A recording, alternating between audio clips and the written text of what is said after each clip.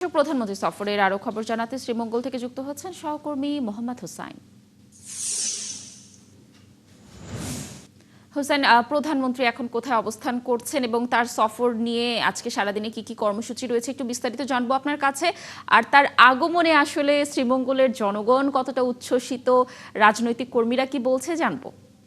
লাবণী, আপনাকে ধন্যবাদ। প্রধানমন্ত্রী দেশের দায়িত্ব নেওয়ার পর কিন্তু তার যে নির্বাচনী প্রতিশ্রুতি ছিল সেই প্রতিশ্রুতিগুলো বাস্তবায়নের লক্ষ্যে সারা দেশে বিভিন্ন জেলায় ঘুরে বেড়াচ্ছেন তিনি। তার অংশ হিসেবে কিন্তু 21 বছর পর তিনি প্রথমবারের মতো শ্রীমঙ্গল আসছেন, মৌলভীবাজারের শ্রীমঙ্গল।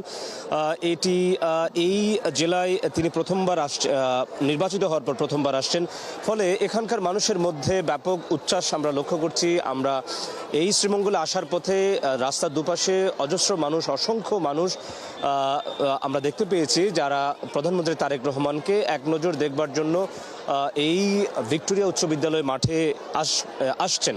প্রধানমন্ত্রী তারেক রহমান, আপনি জানেন যে 9টার পর তিনি তার যে বাসভবন, গুলশানের বাসভবন থেকে বের হন এবং তিনি 10টার কিছুটা পরে সিলেটের উসমানী বিমানবন্দরে তিনি অবতরণ করেন। পরবর্তীতে তিনি শ্রীমঙ্গলের উদ্দেশ্যে রওনা হয়েছেন। এখন তিনি শ্রীমঙ্গলের উদ্দেশ্যেই তিনি শ্রীমঙ্গল দিকেই আসছেন এবং এখানে ভিক্টোরিয়া উচ্চ বিদ্যালয় মাঠে একটি ফ্যামিলি কার্ড বিতরণ কর্মসূচিতে যোগ দেবেন। এই আমার ক্যামেরা আপনি দেখতে পাচ্ছেন একটি বিশাল মাঠ, ইতিমধ্যেই কিন্তু অসংখ্য মানুষ এসে জড়ো হয়েছেন প্রধানমন্ত্রী তারেক রহমানকে এক নজর দেখবার জন্য। এখানে ফ্যামিলি কার্ড বিতরণ করা হবে, যেটি তৃতীয় ধাপের পাইলটিং প্রকল্পের অংশ হিসেবে এই ফ্যামিলি কার্ড বিতরণ করা হবে এবং এই মাঠে তিনি এখানকার স্থানীয় মানুষের উদ্দেশ্যে, জনসাধারণ উদ্দেশ্যে বক্তব্য রাখবেন। পরবর্তীতে এখান থেকে তিনি মৌলভীবাজারের সদরের একটি জায়গায়, অর্থাৎ যেটি সরকারি উচ্চ বিদ্যালয় মৌলভীবাজার, সেখানে তিনি একই কর্মসূচিতে অংশ নেবেন, ফ্যামিলি কার্ড বিতরণ কর্মসূচিতে অংশ নেবেন। পরবর্তীতে বিকেলের দিকে ডোসাই রিসোর্টে সেখানে রাজনৈতিক নেতাদের সাথে নিয়ে একটি মতবিনিময় সভায় উপস্থিত হবার কথা রয়েছে এবং 8:30টার দিকে তিনি ঢাকায় ফিরে যাওয়ার কথা রয়েছে। আজকে তার যে দিনব্যাপী সফর, এখানে আসলে তার যে নির্বাচনী প্রতিশ্রুতি ছিল 9টি প্রধান ইশতেহারের মধ্যে বলা যায় যে ফ্যামিলি কার্ড একটি প্রধান ইশতেহার এবং এই ফ্যামিলি কার্ড মূলত তার যে রাজনৈতিক চমক, সেই সময়ে নির্বাচনের আগে, ত্রয়োদশ নির্বাচনের আগে প্রধানমন্ত্রী এই ফ্যামিলি কার্ড ধারণা সামনে নিয়ে আসেন এবং এই ফ্যামিলি কার্ডের মাধ্যমে কিন্তু নির্বাচনে একটা বাজিমাত বলা চলে এবং ব্যাপক ফলাফল অর্জন করে বিএনপি। সেই জায়গা থেকে এবং এই ফ্যামিলি কার্ডের উদ্দেশ্য বলা হয়েছে যে আসলে ক্ষুদ্র এবং প্রান্তিক জনগোষ্ঠী যারা আসলে দিনে এনে দিনে খায় কিংবা তাদের আর্থিক টানাপোড়েন রয়েছে, সেই সব পরিবারের কাছে, নারী প্রধানের কাছে এই ফ্যামিলি কার্ড দেওয়া হবে এবং এই কার্ডের সাথে 2,500 টাকা বা সমমূল্যের দ্রব্যাদি দেওয়া হবে।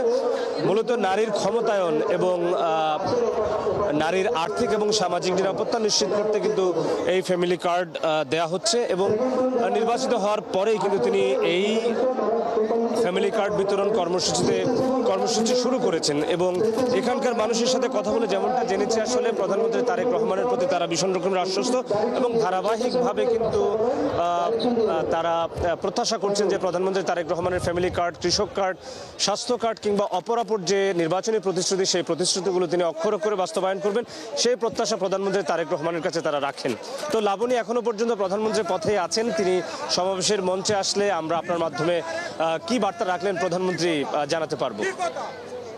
ধন্যবাদ হোসেন আমাদের সাথে যুক্ত থাকার জন্য। আপনি থাকুন সেখানে, নিশ্চয়ই আমরা প্রধানমন্ত্রীর শ্রীমঙ্গলের সফরের আরও তথ্য আপনার মাধ্যমে পরবর্তী সংবাদ সংযোগগুলোতে দর্শকদেরকে জানাতে পারবো। দর্শক, আমরা প্রধানমন্ত্রী সফরের আরও তথ্য জানাবো। মৌলভীবাজার থেকে যুক্ত হবেন আমাদের আরেক সহকর্মী ফারুক মিল্লাদ।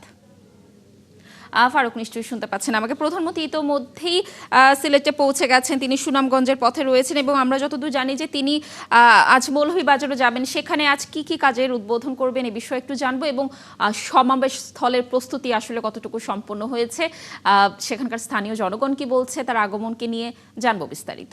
প্রধানমন্ত্রী নির্বাচিত হওয়ার পর 4 মাসের মাথায় মাননীয় প্রধানমন্ত্রী তারেক রহমান আজকে আসছেন এবং তিনি মৌলভীবাজারের সিলেট থেকে রওনা দিয়েছেন ইতিমধ্যে তিনি সরাসরি শ্রীমঙ্গল চলে আসবেন এবং শ্রীমঙ্গল আসার পর সেখানে মানে ফ্যামিলি কার্ডের উদ্বোধন করবেন।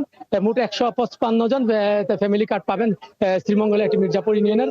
পাশাপাশি মৌলভীবাজার জেলা রাজনগর উপজেলার 152 জন পাবেন এবং যা আপনি জানেন চা শ্রমিক অধ্যুষিত এলাকা মৌলভীবাজার, ফলে চা শ্রমিক এবং নৃতাত্ত্বিক জনগোষ্ঠী মিলিয়ে আরো সব মিলিয়ে প্রায় 275 জন শ্রীমঙ্গলে তাদেরকে উপকারভোগীদেরকে কার্ড দেওয়া হবে। এবং ইতিমধ্যে আপনার পিছনটা দেখতে পাচ্ছেন আপনি, লোকজন চলে আসছে প্রধানমন্ত্রীর আসার আগেই এবং বলা যেতে পারে যে ধীরে ধীরে লোকজন প্রবেশ করছে এবং নেতাকর্মীরা উচ্ছ্বাসিত।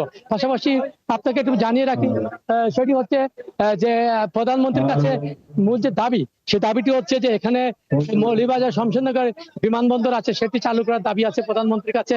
প্রধানমন্ত্রীর কাছে দাবি আছে মৌলভীবাজার মেডিকেল কলেজ স্থাপন করার এবং মৌলভীবাজার সরকারি কলেজকে বিশ্ববিদ্যালয় করা এবং পর্যটন নগরী মৌলভীবাজারের শ্রীমঙ্গল কমলগঞ্জ এই এলাকাটাতে পর্যটকদের নিরাপত্তা এবং পর্যটকদের সুবিধার জন্য কিছু আধুনিকায়ন করে যেসব ফ্যাসিলিটি দেওয়া যায় সেটি যাতে করা হয়, যাতে বিপুল পর্যটক আসতে পারে সেটি তারা দাবি করবেন। এবং তিনি যেটা বলছেন যে ইতিমধ্যে প্রস্তুতি সম্পন্ন হয়েছে। আর আমি জেলা প্রশাসকের সাথে কথা বলেছিলাম, গত কয়েকদিন ধরে বৃষ্টি বিঘ্নিত ছিল, তারপর আজকে কিছুটা উদ্যোগ ফলে তাদের যে নিরাপত্তা ব্যবস্থা নিশ্চিত করা হয়েছে। ইতিমধ্যে এসএসএফ, পিজিআর যারা এবং অন্যান্য আইন শৃঙ্খলা বাহিনী পুরো মাঠে দায়িত্ব নিয়েছে এবং সবাই ওদের আগ্রহ অপেক্ষা করছেন হয়তো দুপুর 1টা নাগাদ প্রধানমন্ত্রী এই সভাস্থলে চলে আসবে শ্রীমঙ্গলে।